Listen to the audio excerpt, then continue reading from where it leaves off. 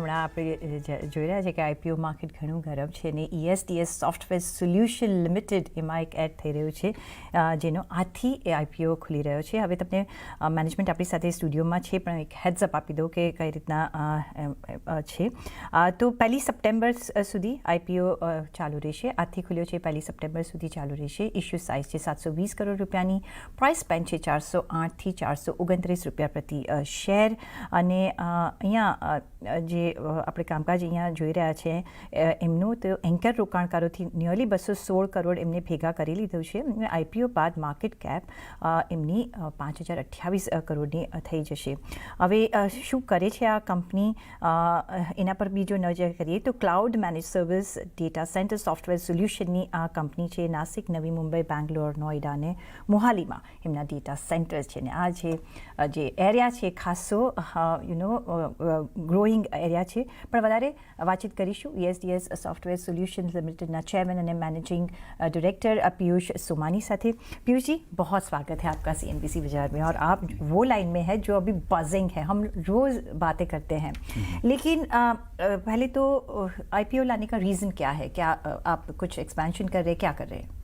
हम एक्सपेंशन कर रहे हैं, कुछ हम डेटा सेंटर्स में भी एक्सपैंड कर रहे हैं. हमारे GPUs हम खरीदने वाले हैं, सर्वर्स हम खरीदने वाले हैं, नेटवर्क स्टोरेजेस भी हम खरीदने वाले.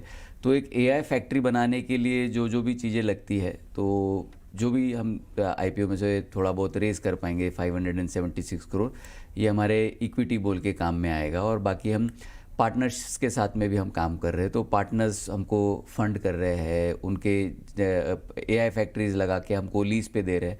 हम आगे उसके अंदर अपना स्वराज क्लाउड लगा रहे हैं और वो हम आगे अपने बड़े कस्टमर्स को हम लीज कर रहे हैं. जी, जैसे कि computer server, storage, networking, infrastructure, ऐसे आपने कहा है कि इसमें आप खरीदारी करेंगे. कैसे आप देख रहे हैं डेटा सेंटर्स अभी इवॉल्विंग है?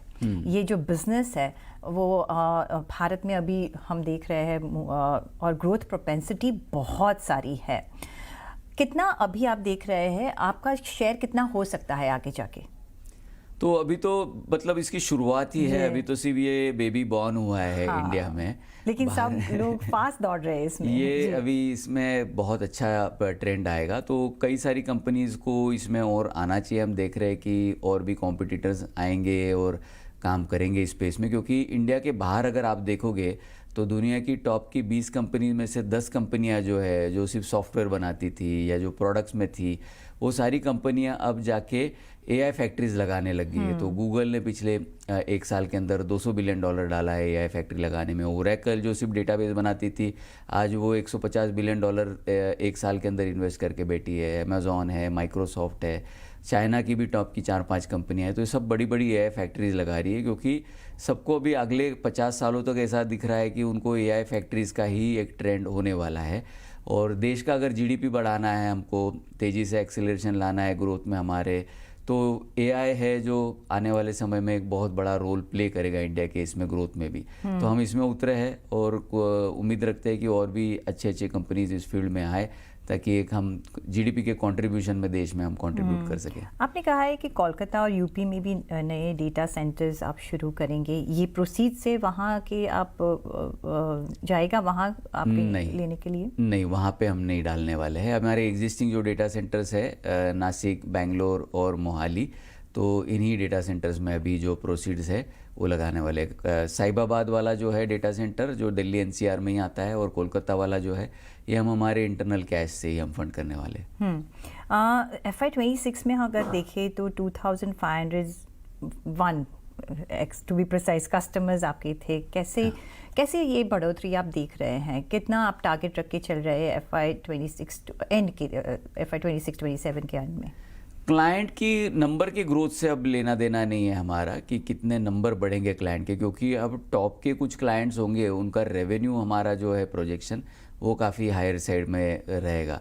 तो हम क्वांटिटी वाइज अब नहीं देख रहे इसको, क्वालिटी वाइज देख रहे हैं. क्योंकि आज अगर आप देखोगे तो हमारे टॉप 100 कस्टमर लगभग 85% रेवेन्यू हमारा देते हैं, तो बॉटम के जो 2400 कस्टमर उनसे हार्डली हमारा 15% के आसपास ही रेवेन्यू आता है। तो इसलिए अभी ये जो टॉप जो है ये थोड़ा सा हम इसको बहुत अच्छा और करने की कोशिश करेंगे। अगर हम देखेंगे कि अगर हम कॉम्पिटिटिव एडवांटेज अगर जानना है versus larger cloud and AI infrastructure के साथ में, कैसे आप देख रहे हो? तो जो लार्ज जो कंपनीज होती है क्लाउड की, जिनको फॉरेन के जो क्लाउड सर्विस प्रोवाइडर्स है उनको कई बार हाइपर स्केलर भी बोला जाता है, वैसे हम भी एक हाइपर स्केलर है, लेकिन वो क्या करते हैं कि आपको एक बहुत बड़ा रिटेल मॉल दे देते हैं और आप उसमें जाओ और अपनी चीज़ें आप पिक करो करके, और आपको अपना फिर बिरयानी आपको खुद को बनाना है। हम यहाँ पे कस्टमर को क्या बोलते हैं कि हम एंड टू एंड आपको सोल्यूशन दे रहे हैं, बनी बनाई बिरयानी दे आपको देते बनी हो। बनाई बिरयानी दे रहे हैं। आपके बिजनेस की जो हंगर है, बिजनेस की जो भूख है, वो पूरी मिटाने की जिम्मेदारी हमारी। तो जो ग्रोथ की जो भूख है वो हम मिटा कर देते हैं हमारी बिरयानी से। सो अगर क्योंकि ये बहुत नया बिजनेस है, नया मॉड्यूल है, अगर इन्वेस्टर को इन्वेस्ट करना है तो क्या देख के वो इन्वेस्ट करेंगे? क्योंकि अभी आपके जैसे बहुत प्लेयर्स है आएंगे आगे जाके, क्योंकि बहुत ये ग्रोथ अपॉर्चुनिटी बहुत बड़ी है, डिमांड आगे जाके बहुत बड़ी हो सकती है। इसके लिए जो इकोसिस्टम है उसमें भी हम अच्छा ग्रोथ देख रहे हैं, जैसे कि पावर हो, वाटर हो। कैसे आप देख रहे हो? तो इन्वेस्टर अगर इन्वेस्ट कर रहे तो वो देखे कि सामने वाली कंपनी ने कितने जीपीयूज खरीद रखे हैं, या कितने कॉन्ट्रैक्ट कर रखे हैं, या लीज पर लेकर रखे हैं, कितना मेगावाट इनके पास में अभी डेटा सेंटर कैपेसिटी है जीपीयूज के लिए। क्योंकि क्या है, 1 मेगावाट जब लगाते हैं डेटा सेंटर का तो उसमें 50 से 70 करोड़ रुपए लगता है, लेकिन 1 मेगावाट के अंदर जो जीपीयूज बैठते हैं वो कुछ 550 से 600 करोड़ रुपए के जीपीयूज जाते हैं सिर्फ 1 मेगावाट के अंदर। और अगर सीपीयू जो पुराना टाइप का जो कंप्यूट है, सीपीयू और रैम और स्टोरेज अगर डालते हैं तो 750 करोड़ रुपए का सीपीयू, रैम और स्टोरेजेस लग जाता है 1 मेगावाट चलाने में। अब इसमें फिर सामने वाली कंपनी आपका किस तरीके से रिटर्न लेकर आ रही है। तो बाहर के जो कंपनीज़ है, फॉरेन में अभी आज 100 से ज़्यादा कंपनियां ये काम कर रही है, तो वो टारगेट करते हैं कि 85% के आसपास उनका एबिटा मार्जिन निकले, या फिर 45% के आसपास उनका रिटर्न ऑन एसेट आए, 45% उनका रोसी आए, 40% का उनका पैट मार्जिन आए। तो इस तरीके से उनके टारगेट्स होते हैं। तो आपको ये ट्रैक करना है कि कंपनी इस डायरेक्शन में आगे बढ़ रही है नहीं। अगर समझना है कि what is the average time, अगर हम देखें कि एक्सपेक्टेड पे बैक टाइम अगर देखें, फिर जीपीयू हो के डेटा सेंटर्स के इन्वेस्टमेंट्स में अगर देखें, कितना हमको यहाँ आपको टाइम फ्रेम रखना पड़ता है, तो रखना पड़ेगा रादर? हाँ, तो पहले होता था ये कि हम 4 साल का टारगेट करते थे रिटर्न ऑन एसेट, 4 साल 5 साल का वगैरह। अब थोड़ा वो फास्ट हो गया, डिमांड एंड सप्लाई गैप जो है, तो उसके वजह से एसेट टर्न जो है वो 1 के आसपास अभी चल रहा है। तो आप जो भी अमाउंट डिप्लॉय कर रहे हो एग्जैक्टली वो सेम अमाउंट का आप पर ईयर रेवेन्यू कस्टमर से कलेक्ट कर रहे हो। कस्टमर भी एडवांस अब ज़्यादा देने के लिए रेडी हो गए, क्योंकि डिमांड एंड सप्लाई का गैप है।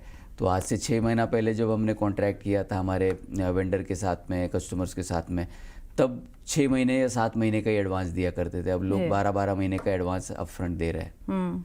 लास्ट में आपके नंबर्स के बारे में थोड़ा बात कर लें, क्योंकि अगर इनकम देखें तो 28.40% की हमने ग्रोथ देखा था 24-26 में देखें तो, प्रॉफिट भी 98% था।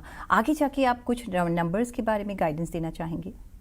वैसा तो आरएचपी में जितना बताया हमने हम उतना ही बता सकते हैं, नंबर्स का गाइडेंस हम दे नहीं सकते। लेकिन ये फील्ड बहुत तेज़ी से ट्रांसफॉर्म हो रही है, इसमें ग्रोथ बहुत तेज़ी से आ रही है। जैसे यूके की एक कंपनी है एनस्केल, जिसने पिछले सितंबर में सबसे पहला ऑर्डर साइन किया था, और आज वो मतलब आज 10 लाख से ज़्यादा जीपीयूज़ वो डिप्लॉय कर चुके हैं। कल ही एंथ्रोपिक के साथ में उन्होंने $45 बिलियन का कॉन्ट्रैक्ट साइन किया।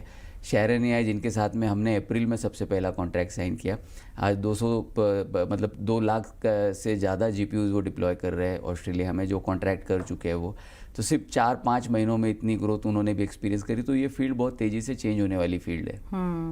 एब्सोल्युटली।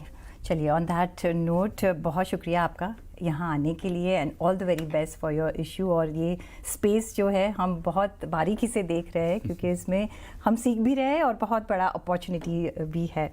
सो शुक्रिया हमारे साथ जुड़ने के लिए।